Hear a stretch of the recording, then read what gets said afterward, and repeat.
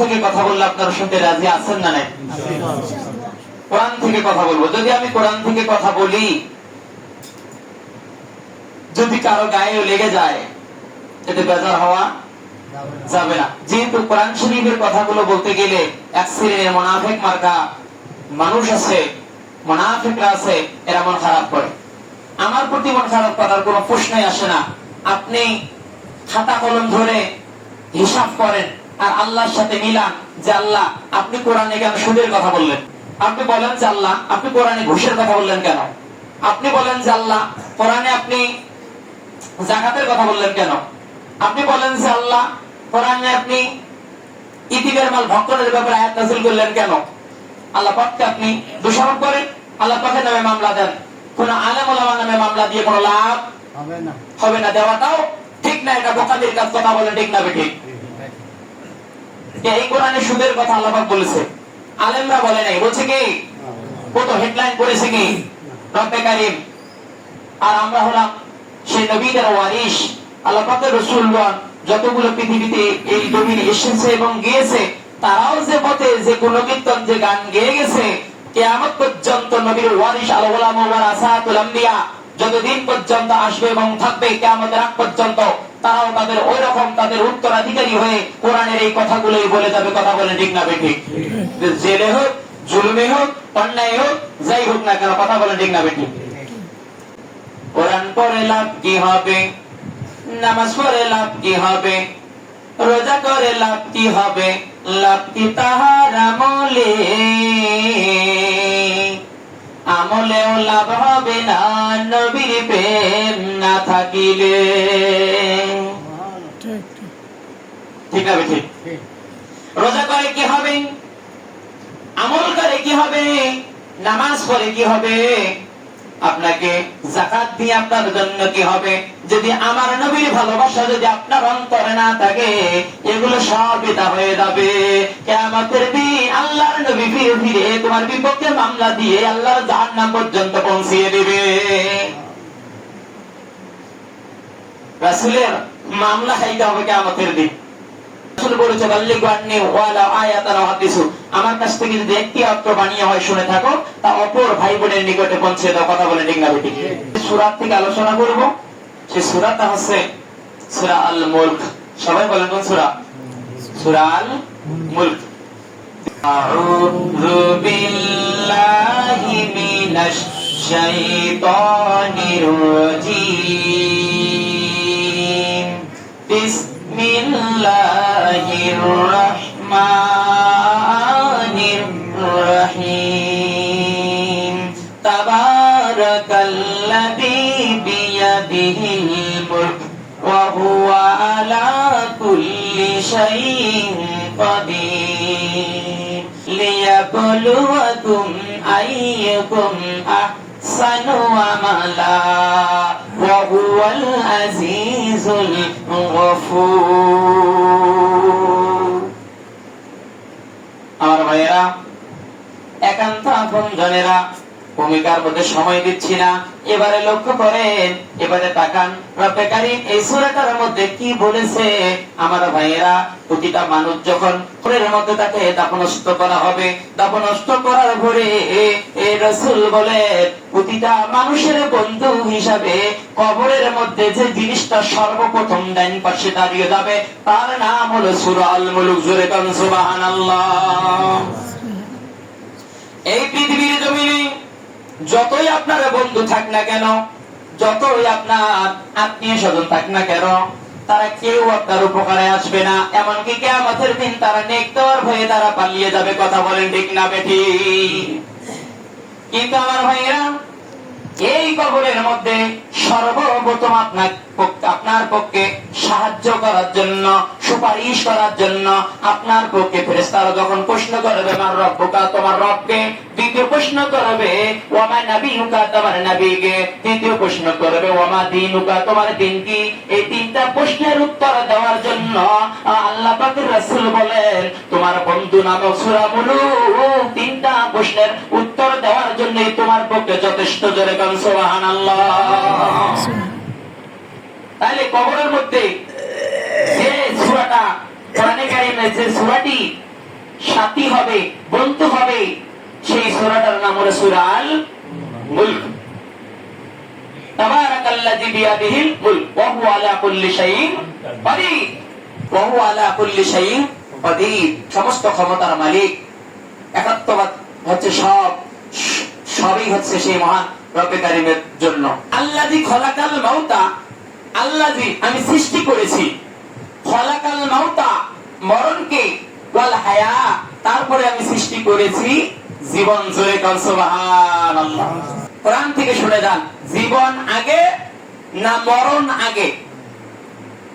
আপনারাই বলেন, আপনারা যেটা বলছেন এটা ঠিক না কোরআন যেটা বলছে সেটা ঠিক? কথা বলেন, কোরআন যেটা বলছে সেটাই ঠিক। কোরআনের কোন কথা কি উলট পালট করতে পারবে?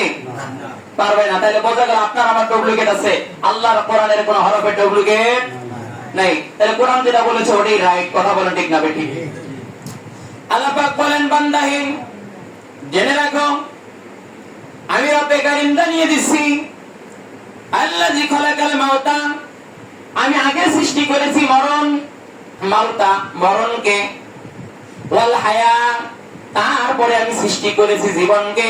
তার মানে রব্বুল আলামিন বোঝাতে চাচ্ছে, হে পৃথিবীর মানুষেরা, আমি মরণের মাধ্যমে পরকালের যেটা জীবন শুরু করতেছি এটার নাম হলো আসল জীবন। জোরে কোন সুবহানাল্লাহ। মানে এটার হেডলাইন আমি একটা বুঝে দিলাম যে মরণের মাধ্যমে পরকালের যেটা জীবন শুরু হতে যাচ্ছে এটার নাম হলো আসল জীবন। তার মানে আল্লাহ বুঝাচ্ছে, হে পৃথিবীবাসীরা, যে জীবনের শুরু আছে আবার এই পৃথিবীতে সেটার শেষও আছে। এই জীবন পাওয়ার পর তোমরা আবার মারা যাও, সুখ শান্তি দুনিয়াতে করতে পারো না, সুখের বাড়ি করার পর থাকতে পারো না, জমাজমি করার পর ভোগ করতে পারো না, সেটা কি জীবন হতে পারে? তাহলে সেটার নাম মরণ। মরা লাগে, জীবন পাওয়ার পরে মরা লাগে। আর মরণের মাধ্যমে পরকালের যেটা জীবন শুরু হবে, কবর, হাসর, মিজান, ফুলসিরাত, এমনকি হাসরের মাঠ থেকে তোমার কপালে কাউকে দেওয়া হবে জান্নাত, কাউকে দেওয়া হবে জাহান্নাম। এই যে তোমরা জাহান্নাম বা জান্নাতি হয়ে গেলে, একটা কবরের জীবন দিয়ে কিন্তু সব শুরু হয়ে গেল। তাই এই যে তোমার চিরস্থায়ী একটা আখিরাতের জীবন শুরু হয়ে গেল, আমি আল্লাহ বলে দিলাম এটার নাম হলো আসল জীবন। সুবহানাল্লাহ।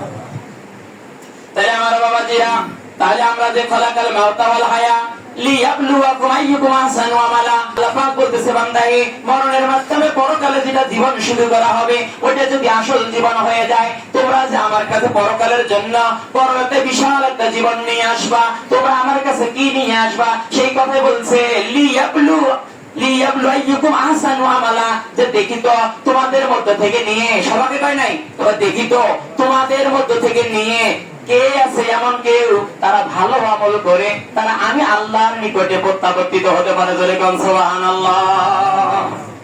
তাইলে আল্লাহ পাক কি বলেছে, যে দেখি তো তোমাদের মধ্য থেকে নিয়ে কে আমার কাছে ভালো আমল করে আসতে পারে। তাহলে বোঝা গেল দুনিয়া তাহলে আবাদের জায়গা।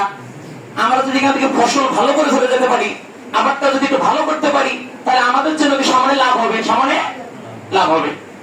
তাহলে আসেন, আল্লাহ পাক বলছে, দেখি তো তোমাদের মধ্য থেকে কে আছে এমন যে ভালো কাজ করে আমার কাছে আসতে পারে। তাহলে আচ্ছা বলেন আমার ভাইয়েরা, একান্ত আপনজনেরা, এই পৃথিবীতে যতগুলো ভালো কাজ আছে, ভালো কাজগুলোর মধ্য থেকে নিয়ে সবচাইতে ভালো কাজ হলো 5 বার দৈনন্দিন আমার রব্বে কারীমকে সিজদা করা। কথা বলেন ঠিক না বেঠিক? আচ্ছা বলেন, নামাজের চাইতে কি কোনো ভালো কাজ এই পৃথিবীতে আছে? বলেন, যতগুলো ভালো কাজ আছে সব কাজেরই ভালো কাজ হলো সালাত, নামাজ। যেহেতু নামাজ কেন এত ভালো কাজ? দেখেন, নামাজ খারাপ কাজ থেকে বিরত রাখে। ইন্নাস সালাতা তানহা আনিল ফাহশাই ওয়াল মুনকার। ঠিক না বেঠিক? নিশ্চয় ইন্নাস সালাতা ইন্না হরফে মুশাব্বাহ বিল ফিল ব্যাকরণ কায়দা তো বলানো হয়েছে ইন্না, নিশ্চয়, নিশ্চয় নামাজ অশ্লীল, খারাপ কাজ, গর্হিত কাজ, ফাহশা কাজ থেকে তোমাদেরকে বিরত রাখে। জোরে কোন সুবহানাল্লাহ। আমরা একটা কথা বলি, মসজিদে কোন কোন মসজিদে লেখা আছে মসজিদের ভিতরে দুনিয়াবি কথা বলা নিষেধ। এই কথাটা কতটুকু সঠিক? মসজিদের ভিতরে দুনিয়াবি কথা বলা নিষেধ, যেটা যে লোকটা লিখেছে আমি মনে করি এই লোকটার মাথার ব্রেন্ডের শট আছে। বরঞ্চ এটা বলতে পারতো মসজিদের ভিতরে অশ্লীল গর্হিত কিংবা ফায়সা কথা বলেন, নিষেধ কথা বলেন, ঠিক না বেটি? আমার ভাইরা, কেন আমার আলোচনার ভিতরে হুট করে কথাটা টান দিয়ে নিয়ে আসলাম? আমার রসুল বলেন তো বাজার খরচ সাহাবীদেরকে পরে থেকে নিযুক্ত করে দিয়েছেন এই মিম্বার থেকে। আমার রসুল সাহাবীদেরকে কাজের জন্য, ব্যবসার জন্য, কাপড়ের ব্যবসা সিরিয়াতে করতো তারা, কোথা থেকে কাপড়ের ব্যবসা করার জন্য পারমিশনটা হেডলাইন করেছিল আমার নবী মসজিদের মিম্বার থেকে করেছিল। আমার নবী কোথা থেকে সাহাবীদেরকে পরিবার চলার জন্য হুঙ্কার দিয়েছিল, আমার নবী সাহাবীদেরকে পরিবার চলার জন্য এই মিম্বার থেকে দিয়েছিল। তাহলে এমনকি আলু, পটল, পেঁয়াজ, রসুন, আদা, পরিবার চলা, রাষ্ট্র চলা সবকিছু হেডলাইন করেছে আমার নবী এই মিম্বার থেকে। যার কারণে আজকে আমরা সমাজের মধ্যে এই মিম্বার থেকে সংসার পরিচালনা করি না, দেশ পরিচালনা করি না, সমাজ পরিচালনা করি না। যার কারণে আল্লাহকে আল্লাহর কসম সমাজের মধ্যে এত ওয়াজ করার পরও কোনো পরিবর্তন আসে না। তার মানে এটার ভিতরে আল্লাহ রাসূলের তরিকার সুন্নাত নাই, যার কারণে এটার প্রতি আমার আল্লাহর রহমত নাই। যদি খালি মিম্বার থেকে হইতো, তাহলে মিম্বার থেকে হইলে প্রতিটা কাজ আল্লাহর ফেরেশতার কি ভর থাকতো, শক্তি থাকতো, তাহলে সেটা হয়ে যেত। যার কারণে আমরা মসজিদের মিম্বার ছেড়ে দিয়ে আমরা এখন বিভিন্ন জায়গার মধ্যে চায়ের দোকানে মিটিং, নদীর পাড়ে মিটিং, রমনা পাড়ে মিটিং, মসজিদের মধ্যে থাকে এক শ্রেণীর মানুষ, শুধুমাত্র আল্লাহ ওয়ালারাই থাকে, দিনদার ওয়ালারাই থাকে। মসজিদের ভিতরে কোনো খারাপ কথা চলে না। মসজিদ ছাড়া পৃথিবীর সব জায়গায় খারাপ কথা চলে, কথা বলেন ঠিক না বেটি? মসজিদে কোনো খারাপ কথা চলে না। কিন্তু রাসূল বলেছে যে আমরা মসজিদে ঢোকার সময় বলি না আল্লাহুম্মা আফতাহি আবওয়াবা রাহমাতিক, ঠিক না বেটি? তাহলে তখন বলি আল্লাহুম্মা আফতাহি আবওয়াবা রাহমাতিক, যে আল্লাহ আমার জন্য রহমতের সব দরজা আপনি খুলে দেন। সুবহানাল্লাহ। আমরা বললাম কি আল্লাহুম্মা আফতাহি আবওয়াবা রাহমাতিক, আল্লাহ আপনি রহমতের সব দরজা খুলে দেন। এজন্য রাসূল বলেছে মসজিদ ছাড়া এই পৃথিবীর যত জায়গা আছে সব হলো গজবের জায়গা। সব কিসের জায়গা? গজবের জায়গা। আর মসজিদ হলো সবচেয়ে সর্বোৎকৃষ্ট একটু ভালো জায়গা। এখানে কোনো খারাপ কথা চলে না। একজন এমপি, একজন মন্ত্রী, একজন চেয়ারম্যান, একজন মেম্বার, সেও মাথা নত করে বসে থাকে, একটা বারের জন্য মাথা তুলে হুঙ্কার দিতে পারে না, কথা বলেন ঠিক না বেঠি? এর নাম হচ্ছে ইসলাম। এর নাম কি? ইসলাম। তার কথা বাড়াতে গেলাম না, যে আমি বলতেছিলাম যে আমরা ভালো কাজ করব, তাহলে এই পৃথিবীর মধ্যে সবচেয়ে ভালো কাজ হলো নামাজ পড়া।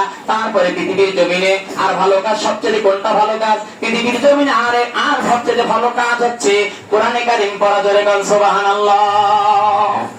নামাজ। তারপরে 2 নম্বর ভালো কাজের নাম কি বললাম? কোরআন পড়া, কোরআন শিক্ষা করা। কোরআন শরীফ পড়ার চেয়ে ভালো কাম কি পৃথিবীতে আছে? কোন কিতাব বলতে পারবেন আপনি যে এই কিতাব পড়লে 10টা নেকি হবে, এই কিতাব পড়লে 5টা নেকি হবে? তো কিতাব যদি কোন মানুষ যদি পড়ে একটি অক্ষর পড়ার সাথে সাথে তার আমলনামায় 10টি নেকি জমা হয়ে যাবে। সুবহানাল্লাহ।